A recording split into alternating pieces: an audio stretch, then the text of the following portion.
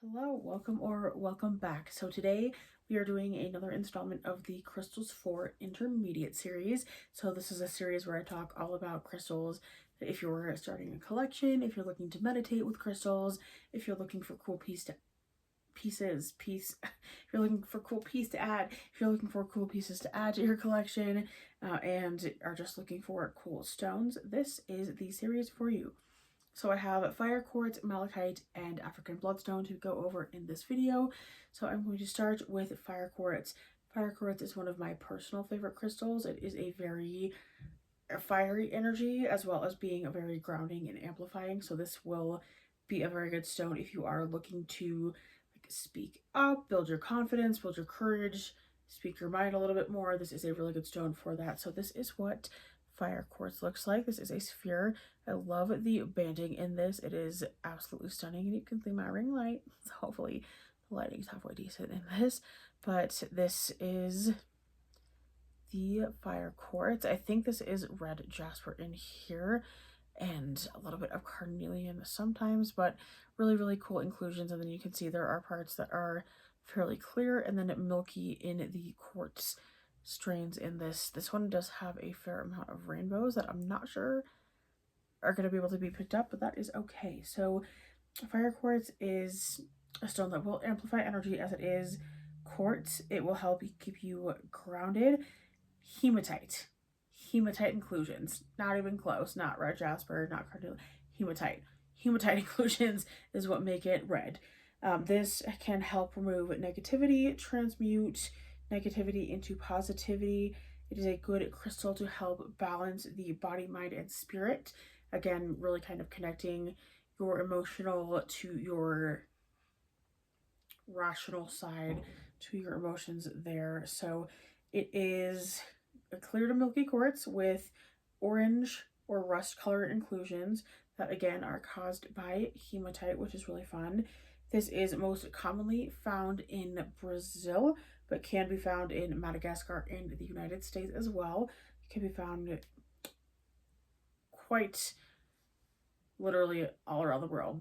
Well, I don't know why it was so hard for me to complete that sentence. I apologize. But this is a stone that is mainly found again in Brazil. Really cool variations there. It does help with amplification. Again, that is more of the quartz property in this. It can help with balance and clarity, concentration, focus, self-grounding, self-confidence, self-esteem, self-worth, stabilizing, and transformation, and is most commonly associated with the root and sacral chakra. And the reason I put the Fire Quartz in the intermediate category of this section is because obviously it is a very beautiful crystal. I am a very big crystal lover. I think if you want to go buy whatever crystals you want, feel free. I would say this is more kind of an intermediate crystal to introduce to your collection because it is a mix of like a hematite and quartz mixed. I would say if you're looking to start your collection, I would start with a quartz first and then graduate into a Fire Quartz, just because I think that the fieriness of the Fire Quartz and the energy that it amplifies can be very tricky to work with if you're not careful. It is a really good stone if you are looking to help with self-worth and self-grounding. Very good for confidence. So if you are looking to work on those specifically, this is a really good one to use. But I think, again, just with the hematite inclusions in this, it can be a lot energetically for some people, but still a beautiful stone, still a really good stone to work into meditation. If you're going through a hard time at work, if you are having trouble finding your voice, if you're having trouble with confidence, this is definitely one that you should meditate with, put under your pillow, put by your bedside stand, just have in your home, and it will help to amplify a lot of that kind of self-confidence and self-value as well, and really help with your root chakra so you can be grounded kind of in who you are. So that is Fire Quartz, a very elongated kind of longer section than I wanted Fire Quartz to be, but I love the stone. It is beautiful. It is one of my top crystals ever. All right, I'm going to be talking about malachite next, and that is So I try not to break it or the camera, looks a little something like this. So this is malachite, really beautiful energy. And again, one of those crystals, obviously, that you could buy at any point in your crystal journey, in your crystal obsession is more how I look at it, because once you buy one, you're never going back, kind of similar to tattoos in that sense, which I can say because I have a lot of them. But so this is a really cool stone to work with. It is a vibrant green copper carbonate mineral, and this is known for its banded patterns, which you can see here. And it was been used for many millennia. There we go. Spit the word out. Come on. So this has been used as gemstones. It's been used in pigment. Cleopatra actually used malachite as eyeshadow, which is a cool fun fact. Obviously used for decorations, meditation purposes. Um, it does have to be handled carefully because it is moderately toxic, apparently. So it is a softer stone on the Mohs hardness scale. So 3.5 to 4 out of 10. This does usually have a green color with the swirling and banding in it, which is my favorite part. It does have some really pretty raw edges on a lot of the pieces, especially if you look at velvet malachite. Velvet malachite's beautiful. But this is has been used for a very, very long time by Egyptians for eyeshadow and funerary art. So it does have an association with death based on how it has been used in ancient times. This does also have an association with ancient Greek and ancient Chinese historical purposes. It has been ground into a vibrant green paint that has been used in murals and cosmetics. It is really popular for gemstones, really popular in jewelry, in beads, in pens and letter openers, and for ornamental objects as well. This is a stone that is very good for warding off evil spirits, the evil eye, and protecting travelers, which is really cool. So a good one to wear if you do travel a lot. So this one is really good for absorbing negative energy. Does need to be cleansed quite frequently because of that. So this one I put in the intermediate category just because this does have, again, a slight association with death, as it has been used in ancient times, like ancient Cleopatra times, for being something that is like put in caskets, used in funeral ceremonies, and it does a really good job of warding off evil spirits. But it is something that, since it does have those energies, since it does have that kind of history attached to it, not something I would necessarily recommend for beginners, especially if you are looking to meditate with malachite or just have the higher vibration of a malachite stone in your space. Definitely something that, like, this stone, while it is really good and a beautiful energy to work with, can be a slightly challenging energy at times, but beautiful stone. So some of the properties of this are help with transforming your love life. It is a really good one for grounding. This is tough love versus something like rose quartz that has a very kind of soft, gentle, loving energy. This is an energy that is going to be showing you kind of what you need to work on, the tough love that you need to fix within yourself, versus like, oh, everything's gonna be okay. It's like, no, here's what you need to work on. Here you are. So again, kind of why I'm deciding to put it in the intermediate category versus the beginner section of this series. It does help with breakthroughs though. So a good stone that will kick you in the butt if you need to, but will help support you through any kind of challenging emotional times. Really does help with if you are looking to deepen existing relationships, can help in new partnerships as well. It does really help to have some guidance and awareness in your love life in that sense. It can really help with finances as well. Anything greens, if you think green fluorite, malachite, if you think ocean jasper, green ocean jasper, there's so many green stones. This is a really good one for spit it out. Come on. This is a really good one for helping transform your finances. if you meditate with this with the focus of finances in mind, it can really help you from um can really help. What am I even talking about? It can really help with wealth and abundance as well as prosperity. It can really kind of help guide you and tap into a higher frequency when it comes to money as well, which is really cool. This one represents growth and vitality, and it also is a really powerful energy to tap into again when you are manifesting financial growth.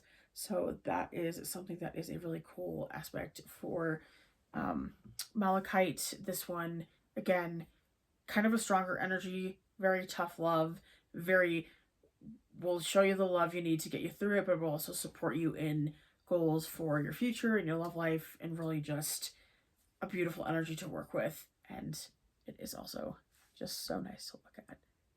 And that is Malachite. So I do think I have a crystal corner on Malachite if you want kind of a more in-depth video about that.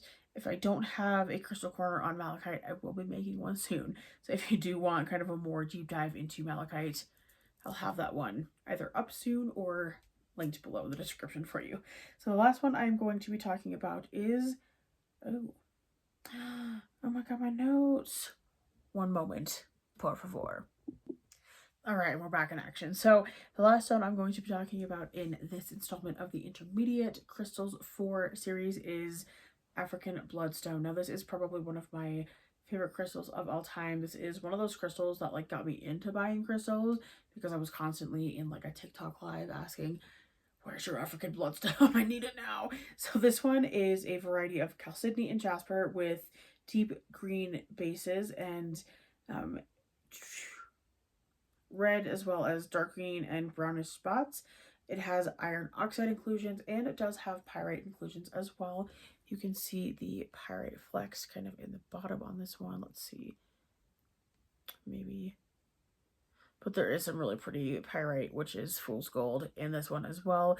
And again, I put this one kind of in the more intermediate category just because it is one of those stones that is mixed with so many different things that if you are just starting out on your crystal journey, this might be a lot for you energetically, but it is a good one if you have a good collection, like to meditate with stones. This is a good one to add in. So this one is again a form of chalcedony and jasper. This is also sometimes called selenite. This one is a really good one for helping with if you're dealing with any kind of blood issues. It is believed, very big asterisks on the believed, to help with any kind of blood issues. So if you have like blood clotting, blood issues, anything like that, bloodstone was used in ancient times, particularly in ancient Egypt, to help with blood diseases and things like that. So this is mined in African countries such as Madagascar and South Africa, and it is used for protection. So it is considered a very protecting stone and can provide a sense of strength and safety. It is associated with healing as well, physical and emotional in particular, and it is particularly rooted in the heart chakra. Really good for helping, again, just with grounding and helping with emotional balance, just so you can have clarity and better intuition getting through bigger emotional issues. There we go. Wow, I can talk. This also helps with creative inspirations. Some believe that it can help with stimulating creativity and problem solving and improving problem solving skills. This is also believed to, oh my god, I'm so sorry. My notes are all over the place for this one.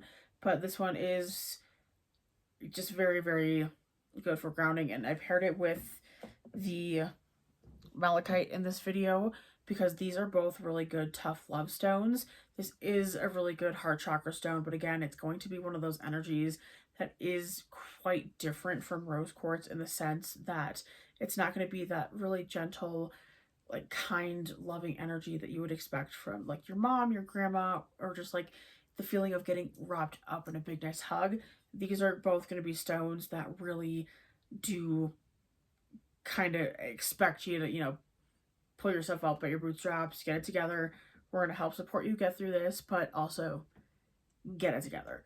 a little bit. So African Bloodstone is, now that my notes are back up and ready. So if you're feeling tired and sluggish, if you are stuck in an energetic rut and need more motivation, mind, body, and spirit, this is a phenomenal stone to work with.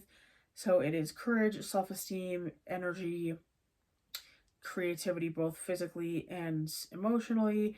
It does help with just making the best out of every moment. So really, again, tapping into the positivity, energy, positivity vibe, if you will. So this is really good if you're kind of dealing with really difficult situations, if you've been sucker punched, if you will, by life lately. This is a good one that, again, really will hit you with the tough love, but is a beautiful stone to work with. So this does have a history of being used in the Middle Ages, and it is linked to some biblical things that happened with, you know, Father, Son, Holy Spirit. I'm not sure if that's the accurate way to do it, but really good if you are adrift. Again, really in tune with the root chakra in this one. And if you want to feel a renewed transformation coming on your horizon, this is definitely one to work with. Really good one to work with. Again, just kind of one of those ones if you're dealing with a lot of emotional baggage, with anything like you're dealing with a death of a loved one, anything like that. Bloodstone is definitely going to be a really good energy to work with there. So really, I tied all three of these pieces together in this video because these are really good fiery energies that are going to wake you up, that are going to get you going, but also have the element of bringing in positivity and an uplifting sense of just joy, and not only joy, but being excited and fired up about what's going to be happening with your future, what's going to be happening in your current situations. Really, really good energy to work with. They are strong energies to work with, which is kind of why I paired them in this video together. But any good, strong energy is going to be some semblance of tough love, which is what I'm going to do to myself because I really need to go to sleep. I hope this made some kind of sense. I hope this was enjoyable, and I hope you're all enjoying this series so far. If you are, let me know what videos you want to see next, and I will see you in the next one soon.